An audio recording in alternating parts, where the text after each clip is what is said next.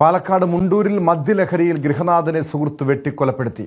കുന്നങ്കാട് നൊച്ചിപ്പുള്ളി സ്വദേശി മണികണ്ഠനാണ് കൊല്ലപ്പെട്ടത്. മദ്യപിച്ചുണ്ടായ തർക്കമാണ് കൊലപാതകത്തിൽ കലാശിച്ചത്. അയൽവാസിയായ ഈ അക്രമിയെ കൊലയാളിയെ പോലീസ് പിന്നീട് കസ്റ്റഡിയിലെടുത്തു. ആയിഷത്തുൽ ഷംന ചേരുന്നുണ്ട് പാലക്കാട് നിന്ന് വിവരങ്ങളുമായി. ഷംന, എപ്പോഴായിരുന്നു സംഭവം?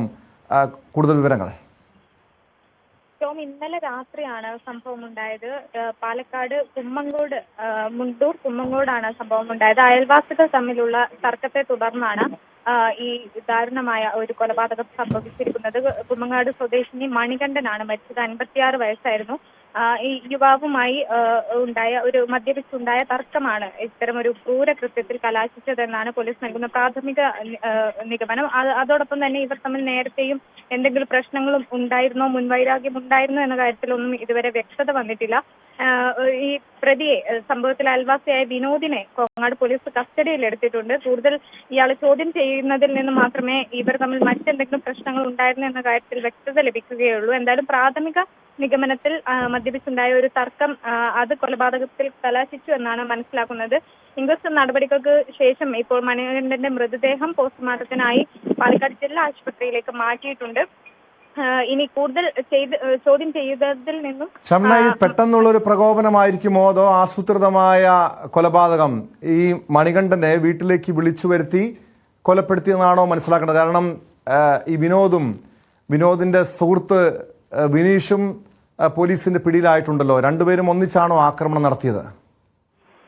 അക്കാര്യത്തിലൊക്കെ കൂടുതൽ വ്യക്തത വരേണ്ടതുണ്ട്. എന്തായാലും ഇവർ തമ്മിൽ മദ്യപിച്ചുണ്ടായ ഒരു തർക്കം, അതിൽ തന്നെയാണ് ഇപ്പോൾ അങ്ങനെ തന്നെയാണ് പോലീസ് വിവരം നൽകുന്നത്. കാരണം മറ്റ് കാരണങ്ങളോ മുൻവൈരാഗ്യമോ ഉണ്ടായിരുന്നില്ല എന്ന തരത്തിലേക്കാണ് നിഗമനങ്ങൾ എത്തുന്നത്. പക്ഷെ അതേസമയം അക്കാര്യത്തിൽ കൂടുതൽ വ്യക്തത വരേണ്ടതുണ്ട്. ഒരു മദ്യപിച്ചുണ്ടായ ഒരു വാക്കുതർക്കം പിന്നീട് ഒരു കൊലപാതകം വരെയൊക്കെ എത്തുമോ, അതല്ല ഈ സുഹൃത്തുമൊത്ത് ആസൂത്രിതമായ ഒരു കൊലപാതകമായിരുന്നു എന്നതൊക്കെ വ്യക്തത ലഭിക്കേണ്ടതുണ്ട്. പ്രാഥമിക നിഗമനത്തിൽ പോലീസ് പറയുന്നത് ഇതാണ്: മദ്യപിച്ചുണ്ടായ തർക്കം ആക്രമണത്തിൽ കലാശിച്ചു എന്ന് തന്നെയാണ്.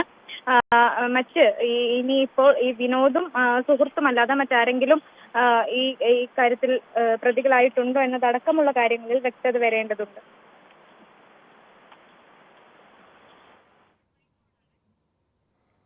വ്യക്തമാണ്. ആയിഷത്തുൽ ഷംനയാണ് വിവരങ്ങൾ നൽകിയത്. പാലക്കാട് മുണ്ടൂരിലാണ് മദ്യപാനത്തിനിടെയുള്ള തർക്കത്തിനിടെ അയൽവാസിയെ കൊലപ്പെടുത്തിയത്. കേസിൽ 2 പേർ നിലവിൽ പോലീസിന്റെ കസ്റ്റഡിയിലുണ്ട്.